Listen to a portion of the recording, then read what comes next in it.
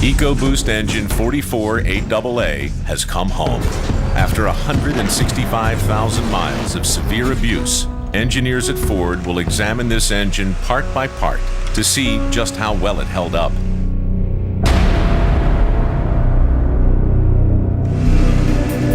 First, the engineers put it back on the dynamometer and find the engine, even after all it's been through, is still getting the same horsepower and torque as it did when we first started. It makes torque of 420 foot-pounds at 2,500 RPM and peak power of 365 horsepower at 5,000 RPM, working as good as a brand new engine. It's going to get shipped off to the North American Auto Show where we're going to do a live teardown of this engine.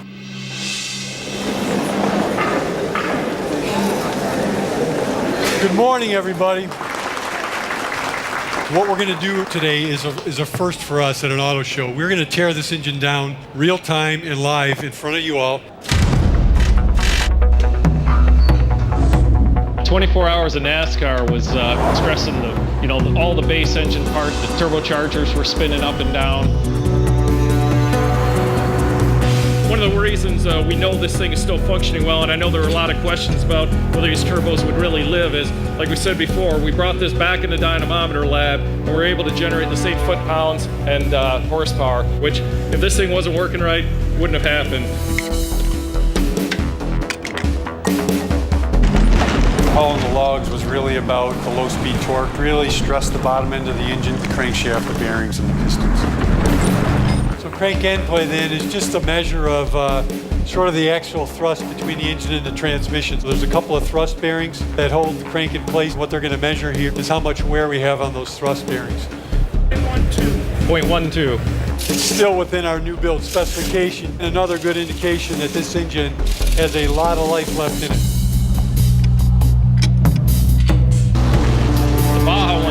That's just extreme torture. You're running the high cylinder pressure, high oil temps, high coolant temps. On top of that, that engine's getting shaken all over the place in a very, very nasty environment. We needed a robust piston to be able to handle all that. We have moly coat to reduce friction. And that's one of the first things we take a look at on a piston like this is what the wear pattern looks like and how much is gone. And you can see this, there's really not much of the moly coat gone. We'll go ahead and take the rings and make sure that they spin freely. If the rings get stuck, you're going to wind up with low compression, low performance, fuel economy suffers, as well as oil consumption would go up. This piston looks great. Last thing that we're going to have a look at is condition of the cylinder bores. We'll measure the bore and actually measure the wear. When you go ahead and look through this bore, all the crosshatch is there. The crosshatch is critical for oil consumption. You want some oil on the cylinders to lubricate the rings going up and down in the piston, but you want to be able to control it. And really looking at this thing, it looks great, and you guys will be able to come up here and take a look yourselves. So that's the teardown. Feel free to come up, take pictures, and just ask any questions you have. So thank you very much for participating, and thanks for being part of it. Good job.